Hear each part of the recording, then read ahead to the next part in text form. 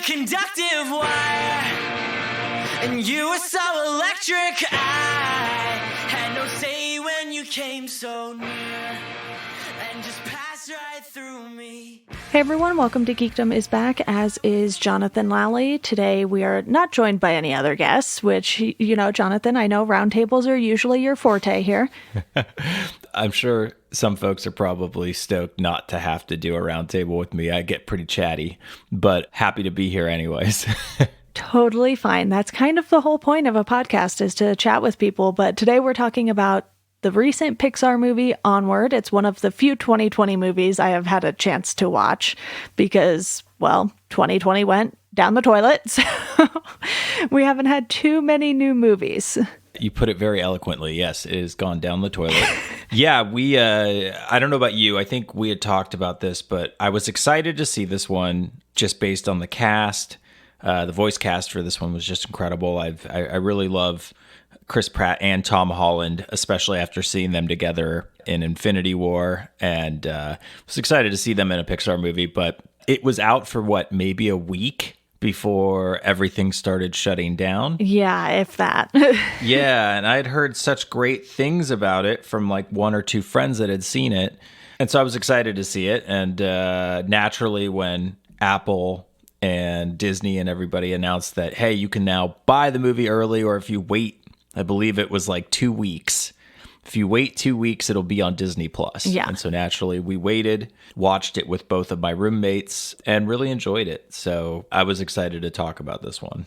Yeah, and I've covered some of the Pixar stuff before. You know, if anyone listened to last week's episode, that was all about Wall-E, which is another fantastic Pixar movie. Tim Matthews and I did all of the Toy Story movies, but there were still some Pixar movies I hadn't seen, but I kind of wanted to start with the more recent one just because I felt like I could always go back to Disney Plus and catch up on the others later, and Onward was kind of one people were talking about now, at least, because I'm sure many families have probably had that and Frozen 2 on repeat or something. Right. But I just wanted to watch it because of the cast, because you have this DC and Marvel connection heavily with this movie, because you have Tom Holland and Chris Pratt doing two of the voices, the two main voices, in fact. And it was just one of those fun little things where you're kind of like, okay, I can get behind this one. And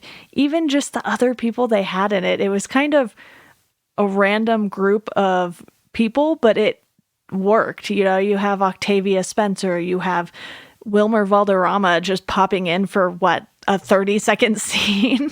I didn't even realize that he was in that until you brought that up. That's all new to me. Yeah, he was the father who talked to Ian very briefly. Yeah, at the restaurant. Yeah. As soon as I heard his voice, I was like, oh, okay. Yeah, look at this. Wow, I'm looking at all these other, I'm once again like now pulling up the Wikipedia and didn't realize Tracy Ullman was in this. I didn't realize Ali Wong was in this. Yeah. Lena White? I forget how to pronounce her last name. I'm so bad at pronouncing names, always. Yeah, there was a lot, now looking at this. But yeah, I was excited to see Julia Louis-Dreyfus as the mom, because I really think she's a fantastic actor, and I loved Veep. So it was nice to see her in a Pixar film, or I guess hear her in a Pixar film. But yeah, I was excited.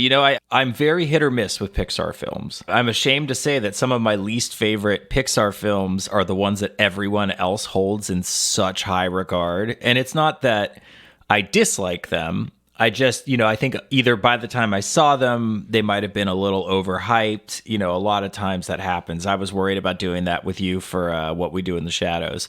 It's just overhyping it so much. Like, for example, what was the one about all the emotions? Inside Out. Inside Out. I thought it was a pleasant film, but I didn't think it was as good as people were making it out to be.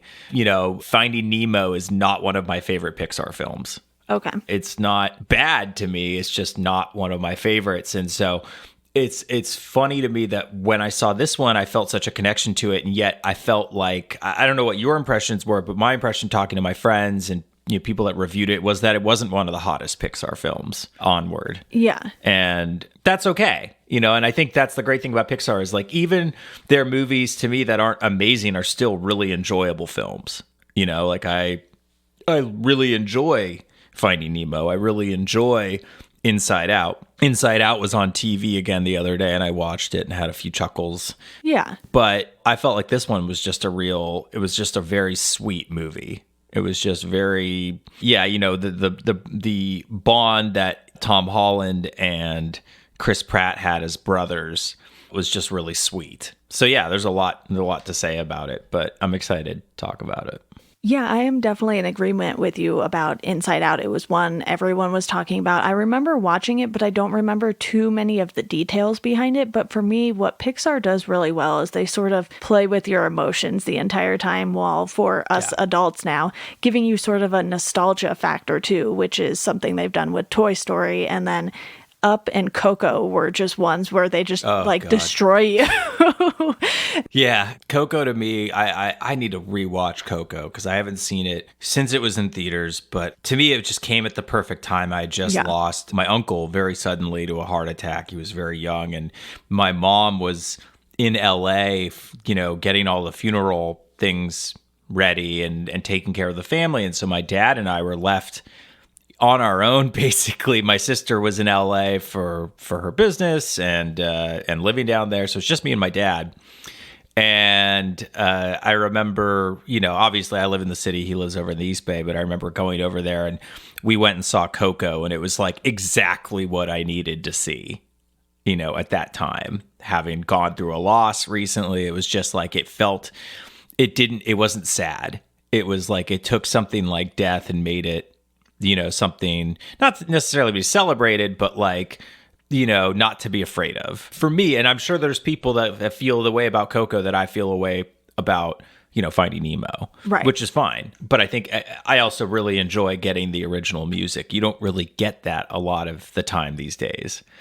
Not from Disney, at least. I mean, I think there's still some out there, but it's like few and far in between. So, yeah, I mean, Pixar really, knows how to wreck adults. Yeah. I felt that way. I mean, this is also one of those movies that wasn't like necessarily overtly sad, but they right out the gate were like, oh, yeah, there's some sad stuff. This isn't all happiness and bubble gum and rainbows and, balloons.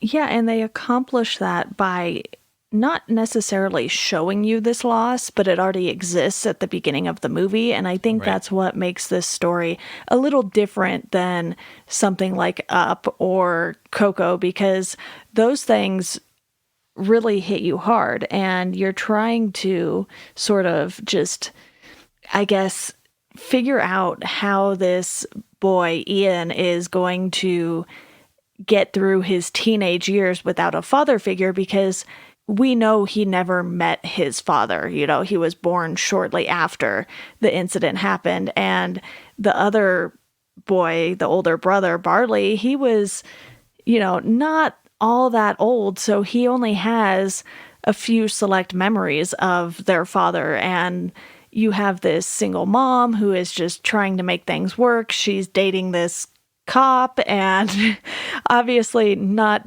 the best for the boys. But the cop is he's like a centaur or something. Yeah. Great. I don't remember. Colt Bronco, a centaur police officer, and Laurel's boyfriend, Mel Rodriguez, who I'm not familiar with, at least off the top of my head. But never mind. I'm looking at him.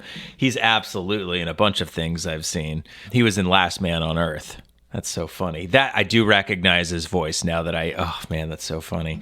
Yeah, that was tough. And one of the things early on, so I guess we should kind of talk about, what is it? We have him starting, he's going through school. I forget, has the older brother already graduated high school? He's in his gap year between high school and figuring out what he wants to do with his life. The character that they have him looking like was just so perfect for Chris Pratt. Yeah. It was perfect. And I love that the older brother, I guess, we should set the stage, like everything at the beginning, magic rules everything. And now it's almost like it feels kind of like Flintstones, where like you have, they're like these olden time creatures and things living in modern times. And so like the whole thing of like the Flintstones, how they were driving cars with rocks for wheels and stuff like that. It's like these mythical creatures have now kind of, I wouldn't say lost their way, but like technology and civilization and capitalism and everything's kind of like moved their attention. And you've got Barley, who's obsessed with the old times and how the world used to work. And you've got his younger brother who's kind of like, doesn't remember any of that, doesn't think it's real, doesn't really care. And so I thought that was really sweet, especially since the older brother is like just barely old enough to remember it, probably. And I'm trying to remember, like I'm like kind of looking through the plot line. it's been a minute, but that was something I really thought was sweet right off the beginning. Yeah. Was just how they kind of built these characters and how they explained where they were at. And then I guess what happens? They get a gift or something. Something happens. Yeah, so one of the boys is turning 16 and the other is 18, and the mom gives them this gift from their father because he said, don't give it to the boys until they're both at least 16. And they get this staff and this gem, and they're sort of figuring out what it is, and Ian comes across the note and he's like, oh, we can bring him back for a day. But right. The older brother Barley tries and tries because he's the one with all of this knowledge of how all of this stuff works because of the games he plays. Right, but it doesn't work for him. Right. And then you have Ian trying later because you see Barley trying and trying and trying, and he's just exhausted, and they're all kind of down and bummed out by the end of the day because they spent so much time trying to get this thing to work that theoretically shouldn't, but Barley is super into believing that these things are real. So it's a little bit of his hope mixed with Ian's practicality that I think makes this whole story work. Yeah, their dynamic is interesting. And also, I guess Ian picks it up. He starts reciting and then it turns out that he is the one that has the power. Yeah, if I'm correct. And but in doing so, they're holding the staff as their dad is being rebuilt, and they lose control. The gem, I guess, the infinity gem inside their staff. I think it's breaks. A phoenix gem or something. I know. I just wanted to say infinity gem. Oh, okay. Yeah. Get that Marvel pun in. I understand. Infinity stone, excuse me, infinity gem. It breaks, and they're left with, I think, everything down from his waist. Or no, is it just his feet, or is it like everything but his head? I forget. It's his waist down. Yeah, his waist down. And he just glows from the waist. Yeah, he just glows from the waist. But one of the things I love, I don't know why, I just remember this was like kind of a touching moment to me. For them to like, communicate who they were, Barley taps on his feet like he did when he was a kid. Yeah. He does the tapping on the feet. And I was just, I was like, little tear. And so I guess now they're on a quest to find another stone, if I'm correct. Yeah, because what happened was the Phoenix gem sort of disintegrated after they had tried and only brought him back from the waist down, because it started from the feet and started working its way up, and then it just stopped about halfway. And so there's the Manticore, who supposedly knows how to get anything that has to do with this sort of magical world, and they go on this journey. They don't tell their mom where they're going, and it just seems like a very typical teenage thing to do, even though Ian is definitely the one who is like, I'm going to follow the rules, my mom is going to know where I am all the time, and Barley's just like, free will, gonna do whatever he wants. And that probably explains that sort of personality difference, because they're definitely opposites. But as someone who doesn't have a sibling, I imagine that happens quite a bit, where you have siblings who are like complete opposites of each other, but there's still this connection that brings them together. Maybe you can speak more to that, having a sibling. Oh, yeah. It's funny. I was thinking about that. Like, my sister and I are mostly polar opposites, but she's more practical for the most part. Actually, I feel like she was more practical. We've kind of switched roles over the years. But long story short, like, she was, she's very intelligent. She went to the good college. She graduated summa cum laude. I went to the state school, dropped out. Just we couldn't be different in that way, but we both have like music we have in common. In fact, I was saying today how I was very happy and pleased that not only did she move back in time before everything shut down, because I would have not liked having her be in LA by herself during a pandemic, but also that one of the last concerts that I saw before everything shut down was Shaky Graves with my sister at this tiny venue. And it was like, it's just a nice memory, before everything went to shit. But yeah, she and I could not be like, we're very different. Like we have disagreements on things. We love each other, but we just like, we're very different. Yeah, I could see that a little bit, in this, like, Barley is more free spirited, wants to, like, he kind of lets the heart lead instead of the brain.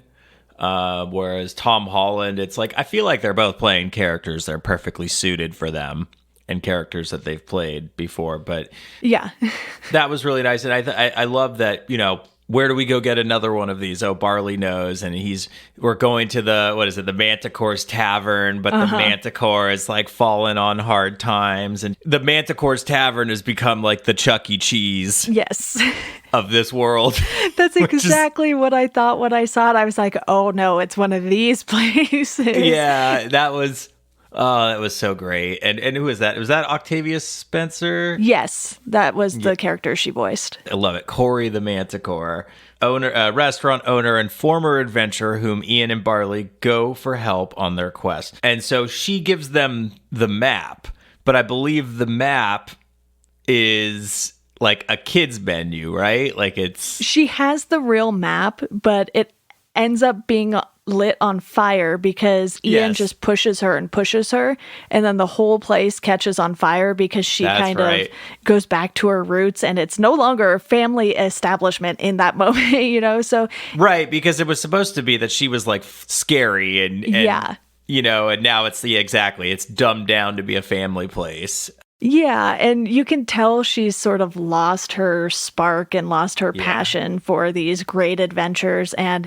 this is the moment, I think, where things really flip between Ian and Barley. Like you said, you and your sister kind of switched personality types almost and became still opposites, but different opposites. And Ian really takes charge here because he is so determined to get the chance to meet his father for the first and only time, whereas Barley at least has some memories of him. So he's just really adamant about being able to do this because he does believe in Barley. He might not be 100% confident in every single choice that Barley makes, but you're kind of seeing this trust develop more as the movie goes on. And, the nice thing about Pixar movies too is that they aren't overly long because of how much has to go into animation. So typically they'll come in between an hour and a half to like an hour and 50 minutes, I would say, for the most part.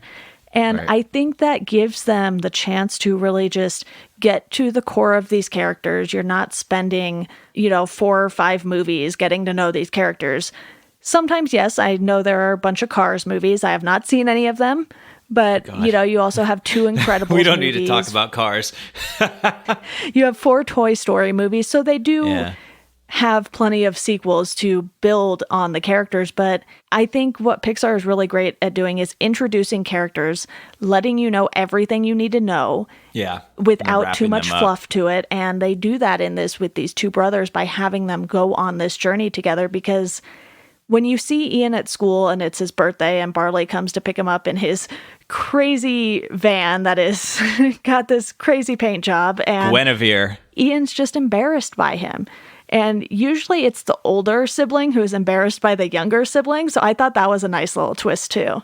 Oh yeah, absolutely. And you could see that. And then also, I think there was a pretty funny scene where the Manticore and the mom go to the pawn shop Yeah. to get the sword.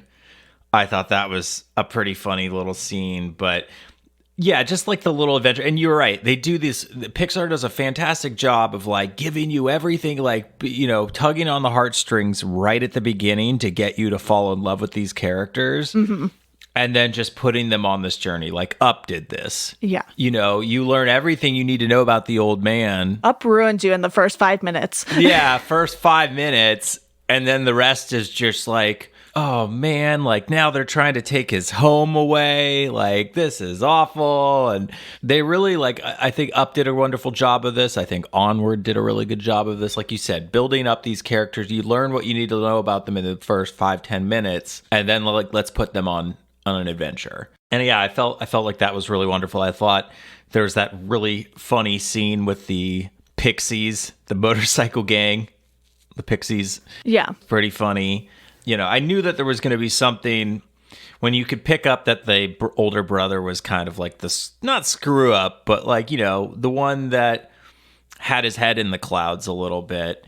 You knew there was going to be something where it comes out that the younger brother's a little embarrassed by him, but Yeah. they had that whole scene where they were casting magic to make it look like they were the cop. Yeah, like they were Colt Bronco. Like Yeah. they were Colt Bronco. You have them interacting with the other cops, and you're just kind of like, okay, this is the moment where if something is going to go wrong, it's going to go wrong, but it doesn't go wrong in the way you think it is. Right. It goes wrong in the sense where I believe it was Barley finding out that his brother doesn't think super highly of him. Yeah. But that whole scene where he's kind of coming apart at the end, like where he's walking back to the car and they're just, what is it? Like he has to tell lies to tell, or what was it? He has to tell the truth to tell, like he had to speak lies as if they were the truth to keep the spell or whatever that they had going. There was a way that they had to do it, and it was coming apart at the seams. I thought that was really funny.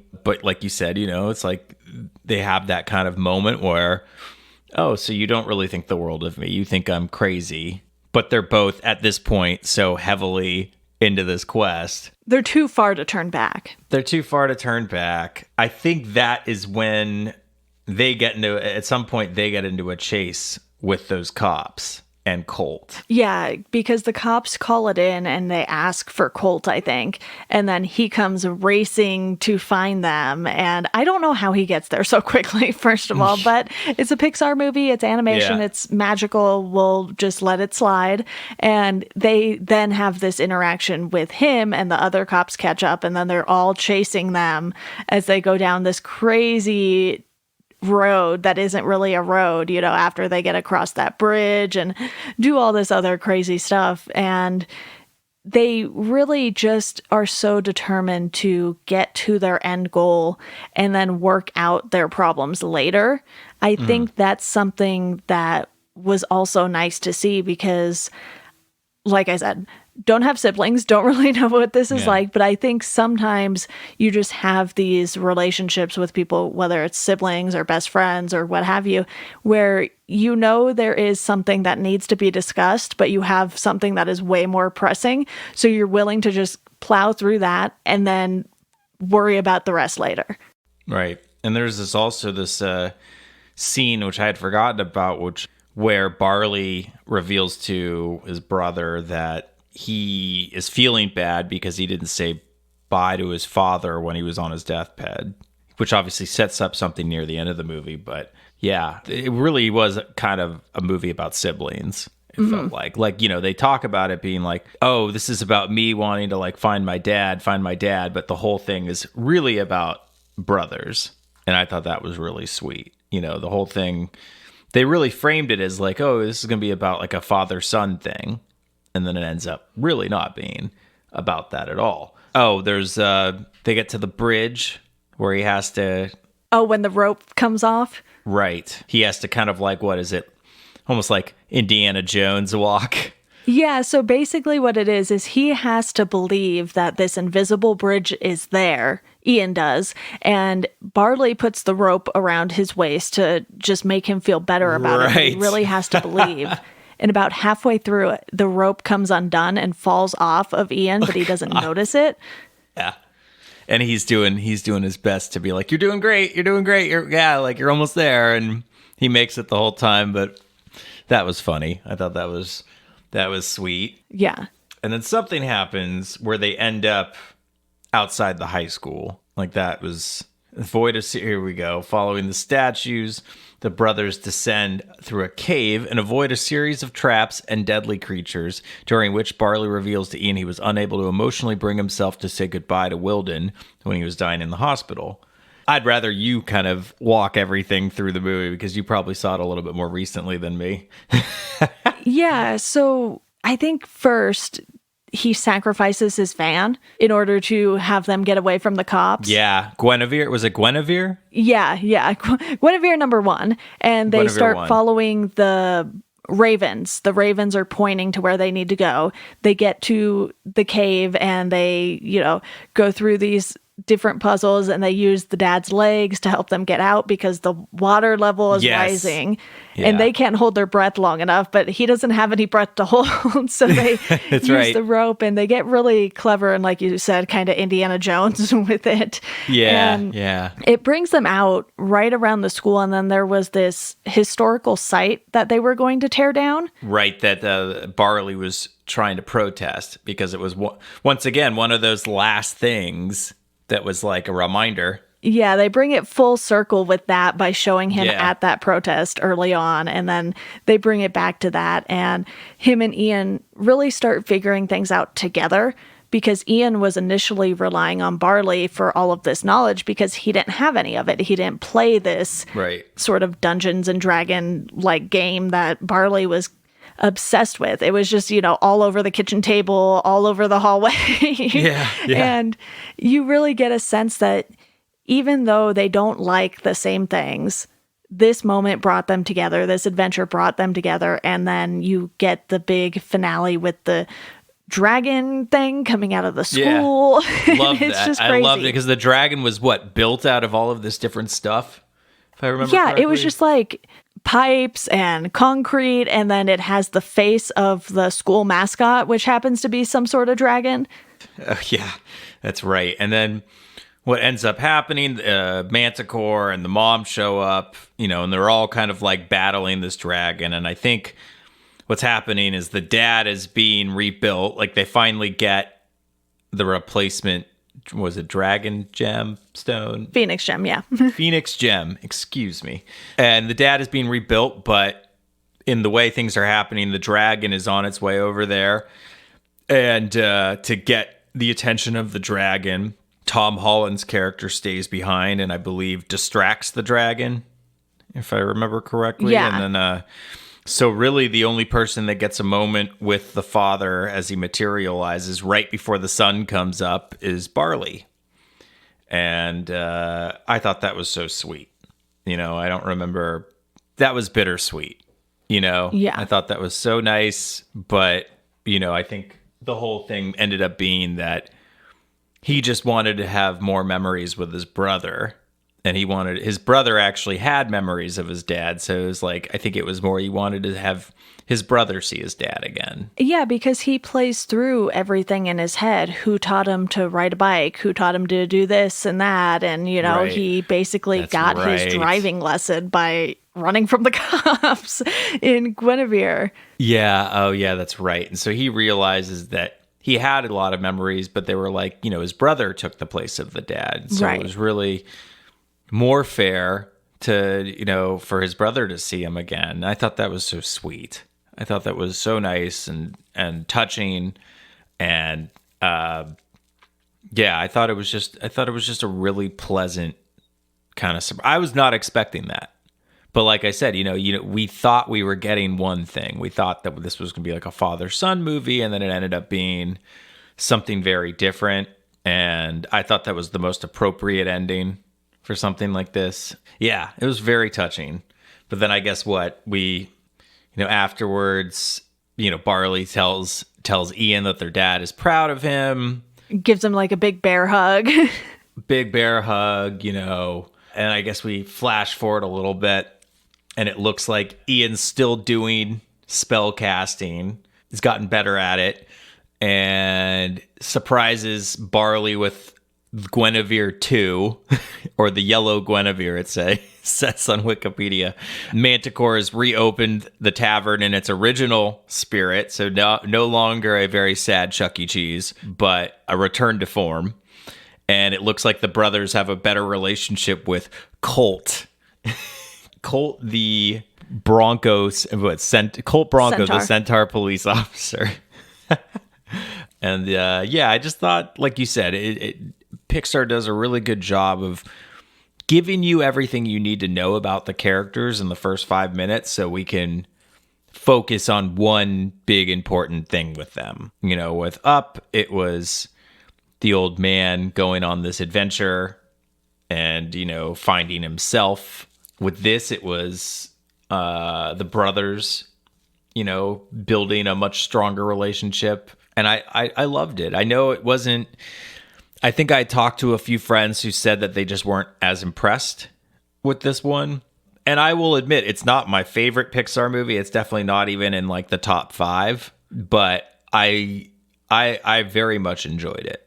I thought it was really good. Yeah, I still really liked it too, even though the relatability factor wasn't quite there for me. It's just one of those things where I love reading and watching these character-driven stories that you don't necessarily need a ton of plot surrounding them. You don't need this big complicated plot for me to enjoy the movie, because it's more about the relationship than it is about what is actually happening start to finish. Yeah. And it's funny you mentioned that. Like, what I was just thinking is that even given the subject matter of all of this, you know, the fact that it's like fantasy and it's, you know, it ends up being one of the more grounded Pixar movies ever. Like I said, it really is this story about brothers. And it's a story about, you know, them thinking that they're different, but sharing a lot in common, or, you know, thinking that one thing is ridiculous, but then finding out that you actually have, you know, you share it. It's not like, you know, like with Ian being the one that's actually good at spell casting. And so, like I said, it's like, even though this is like all fantasy, these types of characters are fantasy, et cetera, like it ends up being so incredibly grounded in everything else. It's just such a relatable story. And I felt it was very contained. You know, it was like very small, contained, it's not something I have. In fact, I would not want to see a sequel to this. You know, same thing with Up, you know, it's like leave Up be. Monsters, Toy Story, like some of these films, like, you know, there's a reason to have sequels, sure.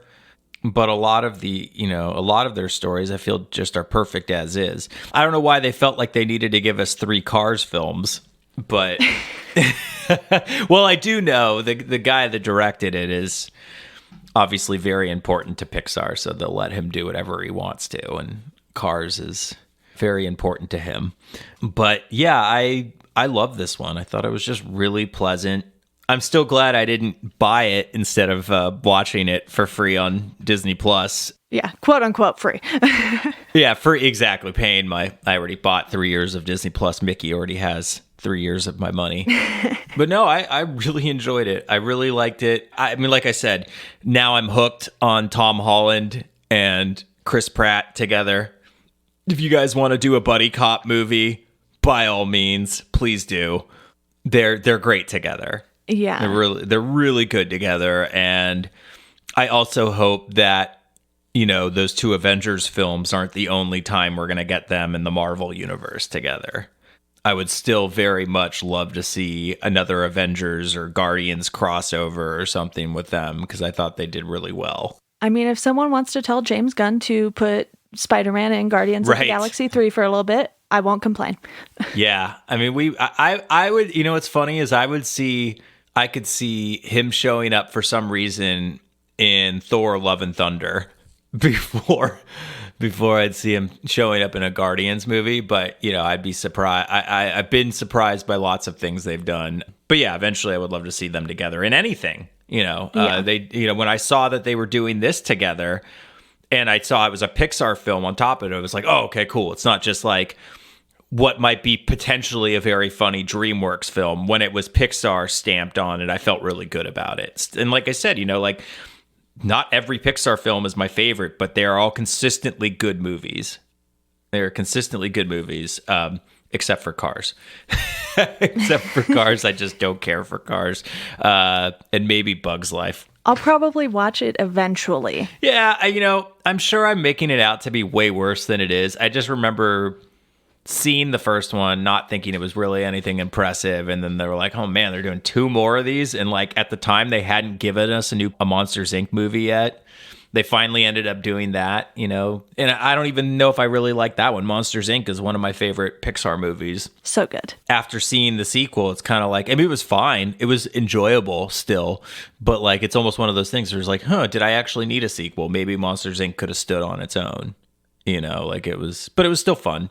And like I said, like, I'm sure even with all of the shit I've talked on Cars, I'm sure it's still way more fun than certain cartoons or other kids' movies, stuff like that. Pixar makes consistently good content. So I still need to watch a lot more of the Pixar stuff on Disney Plus. Oh, same. Like, there's so much I haven't seen from Pixar. So many short films I haven't seen from them. Like, so much.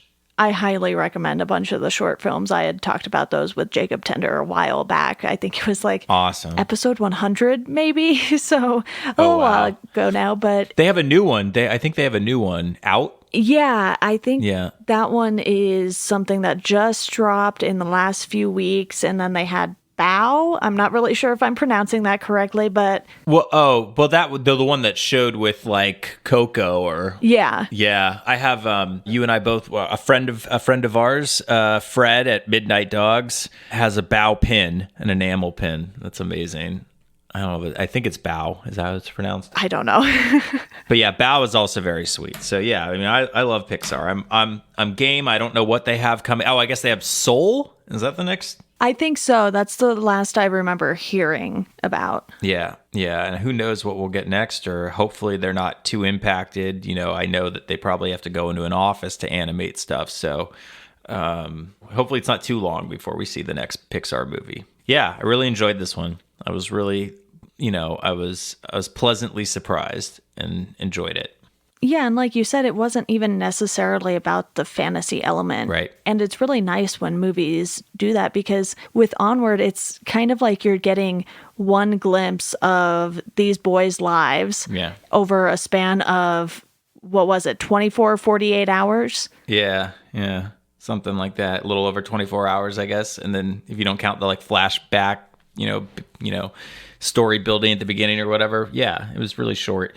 And it's funny, like I was thinking, I'll leave on this note, but like one of the things that, like we said, we've been talking about how fantasy didn't even play like such. I mean, it was like a big part in the movie, but it's like, it's so weird that that's not what we come away talking about. We come away talking about the relationship. And I feel like in a way, and I know they're not the same by any stretch, but like, I think that's why things like What We Do in the Shadows works so well, is because like it's not really about them being vampires. Like the vampire stuff just kind of like sweetens the story a little bit and makes some of the scenarios funnier, but it's about roommates. It's really about ridiculous roommates and some other stuff, and like that's kind of what we got here. It's like, yeah, what are they supposed to actually be? Like, do we even know what they are? Mythical creatures, but I don't know. It just says elf brothers, excuse me. They're 2 elves, but like them being elves and like all of this stuff really doesn't have anything to do with the movie.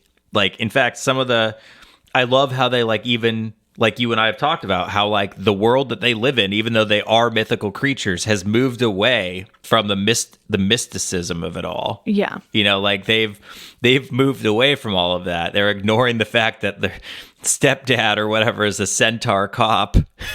Like, just don't care. Yeah, I think it helps too that like Marvel and DC have helped normalize this stuff, because it's cool to like this fantasy, unrealistic comic book superhero stuff more so than it was back in, 70s, 80s, 90s, and, maybe even early 2000s. But it's become such a big thing now that Pixar can have human characters like they do in Up and Coco and make that work. But then they can have something like Inside Out or this and just, make you care about these characters. I mean, they did it with Toy Story back in the 90s. You care about these toys more than you care about most of the humans in the movie.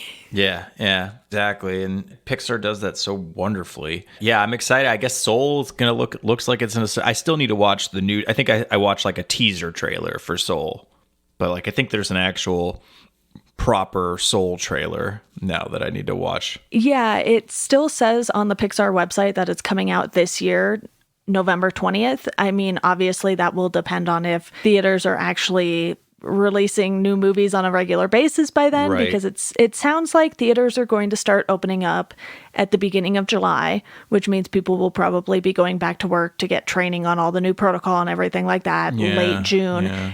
To me, that's still a little too early for my liking. Yeah, I can't believe that. When you're saying that, I'm like, maybe outside of California, but I don't know what California is doing. I as much as I hate it, and it pains me. I know we're going off topic right now, but like, it pains me that you and I would have probably seen Black Widow like 2 or 3 times by now. Or at least me, because you know how I am with repeating Marvel films in theaters. Yeah. But like, it kills me that I would have seen it like 3 times by now and been speculating about the next film and whatever the mid credits and end credit scenes were, and we still haven't seen it. And so July to me sounds like at 25% capacity for these theaters, maybe 50 tops. Like, Yeah. I'm interested to see how they plan to make this work. I don't know if we're ready to go back to to that type of stuff yet. I still think we're very premature in all of the reopening talks, but that's just me. And I'm also, overtly cautious and overtly pessimistic. Can't help it. Yeah. Older I get.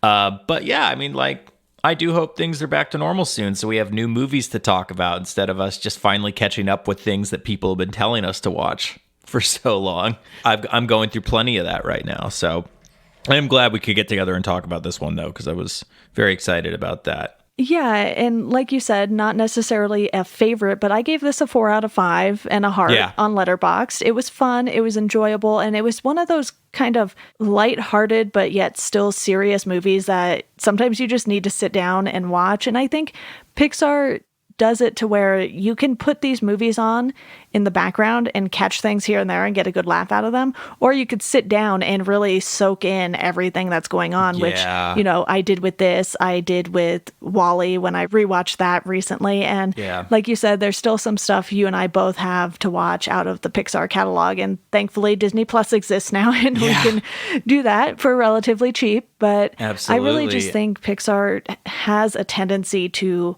nail their movies. Like, they don't have any movies that I would consider a total flop, at least out of what I've seen. Right. No, neither do I. And like I said, even the ones I don't love, like, I'd still rather watch than a lot of the crap that kids are fed in theaters, or on TV. You mean you wouldn't want a Paw Patrol movie? No. Although the music that comes from the Troll movies are a lot of fun. Get those new Justin Timberlake jams. I do love those songs. But yeah, no desire to watch Trolls or Trolls World Tour.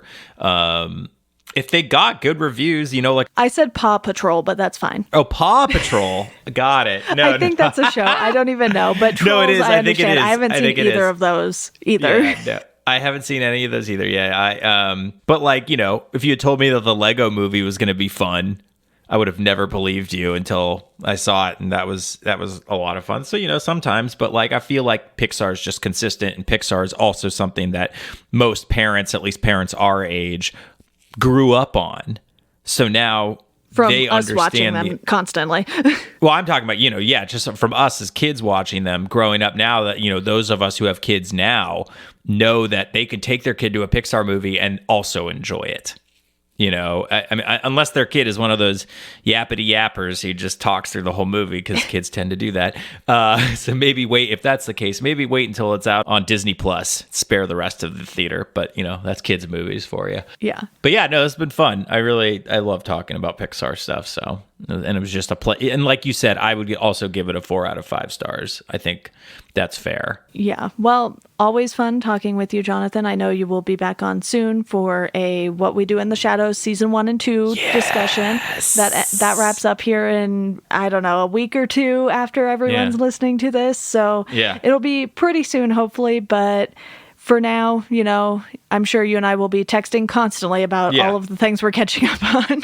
Absolutely. And slacking. Yes. We got our Slack channel. A shameless plug, but everyone should be in the Welcome to Geekdom Slack channel. So go to Patreon and support. Yeah, and I will tell you a little more about that right now. All right, everyone, that does it for this episode of Welcome to Geekdom. If you want to support the podcast, you can do so through our Patreon. You can sign up for $1 a month. That'll get you a thank you on the show. $2 a month, you get to pick a topic that myself and a guest will discuss on the show. For $5 a month, you can join the Welcome to Geekdom Slack group, where you can talk to myself and various guests who have been on the show. If you want to follow us on socials, you can do so at GeekdomPod on Twitter and at Welcome to Geekdom on Instagram and Facebook. And as always, thank you for listening, and we hope you enjoy the rest of your day.